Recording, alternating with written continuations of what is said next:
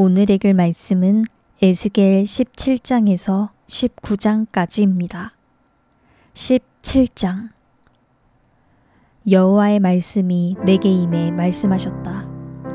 사람아, 이스라엘 족속에게 수수께끼와 비유를 말하여라. 너는 말하여라. 주 여호와가 이렇게 말한다. 날개가 크고 깃이 길고 숱이 많고 다양한 색깔의 깃털을 가진 거대한 독수리가 레바논으로 와서 백향목 가장 높은 가지를 차지했다. 독수리가 그 맨 끝에 연한 가지를 꺾어서 상인들의 땅으로 가져가 상인들의 도시에 두었다. 그리고 독수리가 그 땅의 씨를 얼마 가져다가 비옥한 땅에 심었다. 그는 그것을 풍족한 물가의 버드나무처럼 심었다. 그것은 싹이 트고 낮게 들이운 포도나무가 됐다. 그 나뭇가지들은 독수리를 향해 있었고 그 뿌리들은 나무 밑에 있었다. 이렇게 씨가 포도나무가 돼 굵은 가지들과 가는 가지들을 냈다. 그런데 날개가 크고 숱 많은 깃털을 가진 다른 거대한 독수리가 나타났다. 독수리가 자기에게 물을 줄까 해서 이 포도나무는 독수리를 향해 심겨진 곳에서 뿌리를 뻗고 가지를 뻗었다. 가지를 뻗고 열매를 맺으며 훌륭한 포도나무가 되기에 충분한 물가 좋은 땅에 그 포도나무는 이미 심겨져 있었다.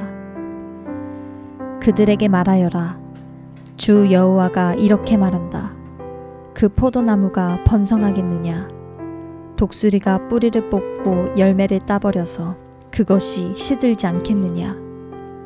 새로 난 잎이 모두 시들어 버릴 것이다. 그것을 뿌리째 뽑는데 강한 팔이나 많은 사람이 필요하지 않을 것이다. 그것이 심겼다고 해서 번성하겠느냐?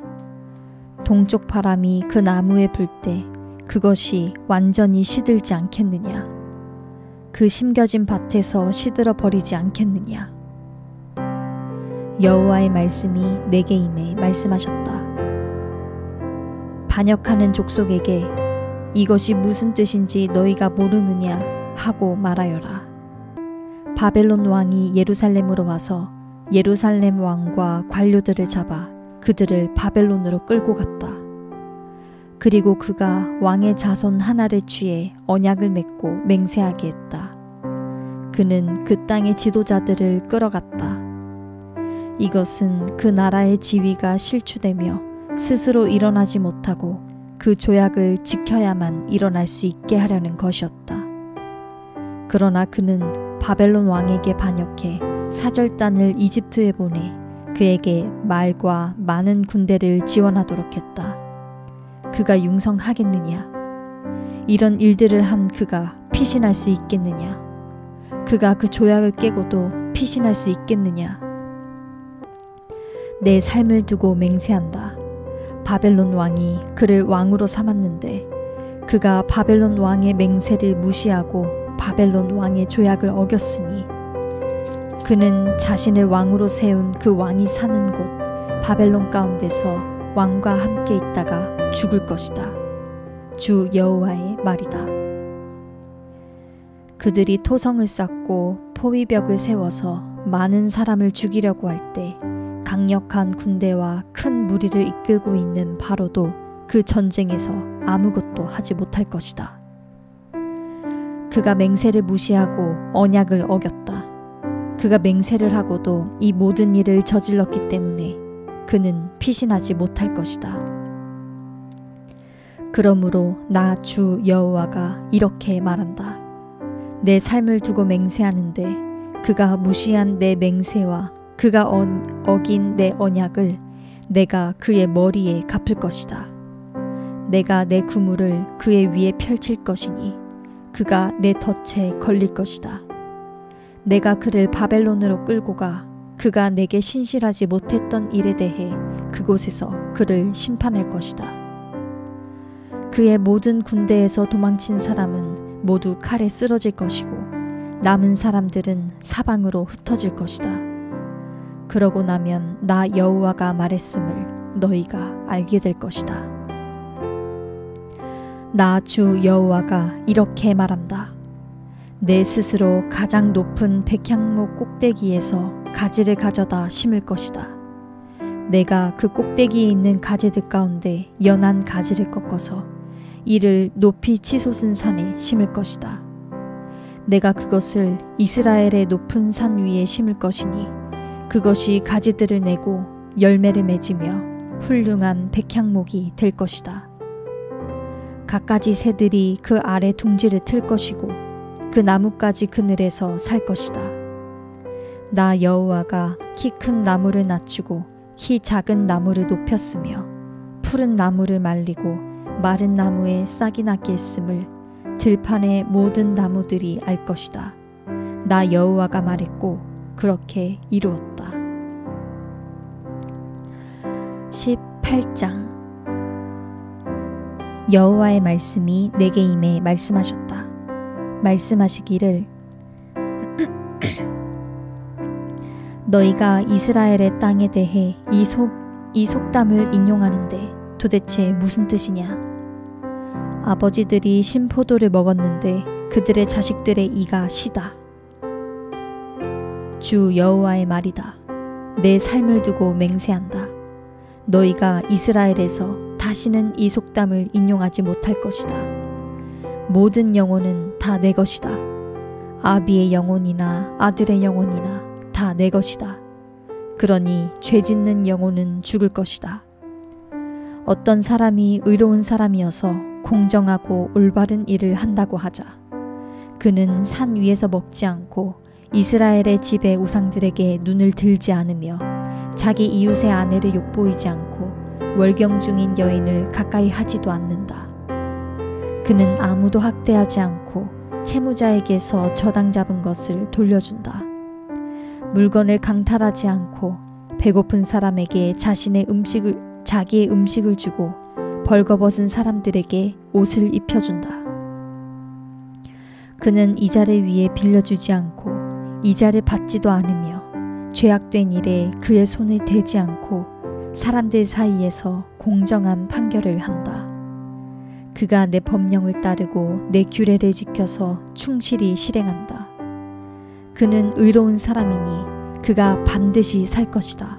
주 여호와의 말이다.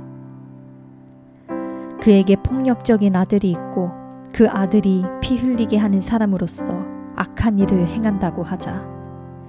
그는 이러한 선한 일은 하나도 하지 않고 산 위에서 먹고 자기 이웃의 아내를 욕보인다. 그가 가난한 사람들과 궁핍한 사람들을 학대하고 물건을 강탈한다. 채무자에게서 저당 잡은 것을 돌려주지 않고 우상들에게 눈을 들며 혐오스러운 일들을 한다. 그가 이자를 위해 빌려주고 이자를 받는다. 그런 사람이 살겠느냐? 그는 살지 못할 것이다. 이런 모든 혐오스러운 일들을 했으니 그가 반드시 죽을 것이다. 자신의 피가 자신에게 돌아올 것이다. 그러나 그가 아들을 낳았다고 하자.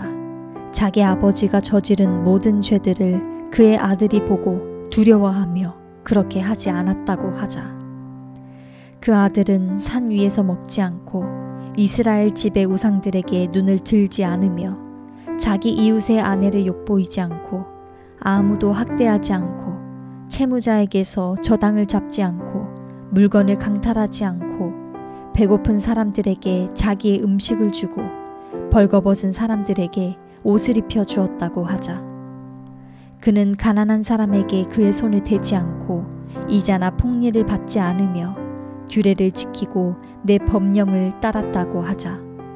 그는 자기 아버지의 죄로 인해 죽지 않고 반드시 살 것이다. 그러나 그의 아버지는 착취를 하고 자기 형제를 강탈하고 자기 동족들 가운데서 선하지 않은 일을 했기 때문에 자기 죄로 인해 죽을 것이다. 그러나 너희는 말한다. 아들이 왜 아버지의 죄를 감당하지 않느냐고 하지만 그 아들이 공정하고 올바른 일을 했고 내 모든 법령을 지키고 행했으니 그는 반드시 살 것이다. 죄 짓는 사람, 그가 죽을 것이다. 아들이 자기 아버지의 죄를 감당하지 않을 것이고 아버지가 자기 아들의 죄를 담당하지 않을 것이다. 의인의 의로움이 자기에게 돌아갈 것이고 악인의 사악함이 자기에게 돌아갈 것이다. 그러나 만약 악한 사람이 자기가 저지른 모든 죄에서 돌아서서 내 모든 법령을 지키고 공정하고 올바른 것을 행하면 그는 반드시 죽지 않고 살 것이다. 반드시 죽지 않고 살 것이다.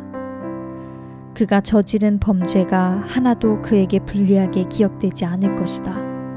그가 행한 의로움으로 인해 그가 살 것이다. 내가 악한 사람이 죽는 것을 조금이라도 기뻐하겠느냐? 주 여호와의 말이다. 오히려 그가 자기 길에서 돌이켜 사는 것을 내가 기뻐하지 않겠느냐? 그러나 의인이 자기의 의로움을 떠나서 죄를 짓고 악한 사람이 하는 대로 모든 혐오스러운 일들을 한다면 그가 살겠느냐? 그가 행했던 자기의 의로움은 하나도 기억되지 않을 것이다. 그가 신실하지 않게 행했던 것과 그가 저지른 죄들로 인해 그는 죽을 것이다. 그러나 너희는 말한다. 주의 방식이 공평하지 않다. 이스라엘 족속아, 들으라. 내 길이 공평하지 않은 것이냐? 너희의 길이 공평하지 않은 것 아니냐? 의인이 자기의 의로움을 떠나 불의를 저지르면 그 때문에 그는 죽을 것이다. 그가 저지른 불의 때문에 그가 죽을 것이다. 그러나 악인이 자기가 저지른 악에서 떠나서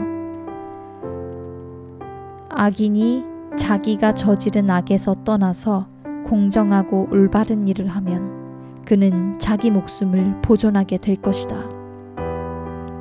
그가 깨닫고 자기가 저지른 모든 죄들을 떠나면 그가 반드시 살고 죽지 않을 것이다. 그러나 이스라엘 족속은 말한다. 주의 길이 공평하지 않다. 이스라엘 족속아, 내 길이 공평하지 않은 것이냐? 너희의 길이 공평하지 않은 것 아니냐? 이스라엘 족속아, 그러므로 내가 너희를 각각 자기의 행동대로 심판할 것이다. 주 여호와의 말이다. 회개하라. 너희의 모든 죄에서 돌아서라. 그러면 죄악이 너희를 넘어지게 하는 거침돌이 되지 않을 것이다. 너희가 저지른 모든 죄를 너희에게서 제거하고 스스로 새 마음과 새 영을 가지라. 이스라엘 족속아, 왜 너희가 죽으려고 하느냐?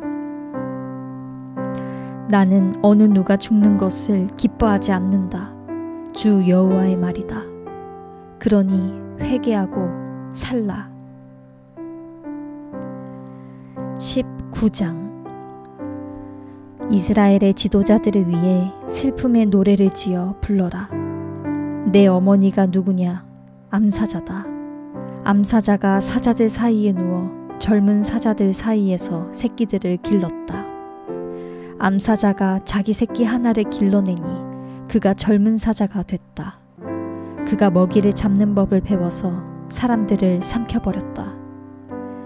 민족들이 그 젊은 사자에 대해 들었고 젊은 사자가 그들의 함정에 빠졌다. 그들이 젊은 사자를 갈고리로 꿰어서 이집트 땅으로 끌어갔다. 암사자는 기다리다가 자기의 소망이 사라지는 것을 보고 다른 새끼 하나를 데려와 젊은 사자로 키웠다.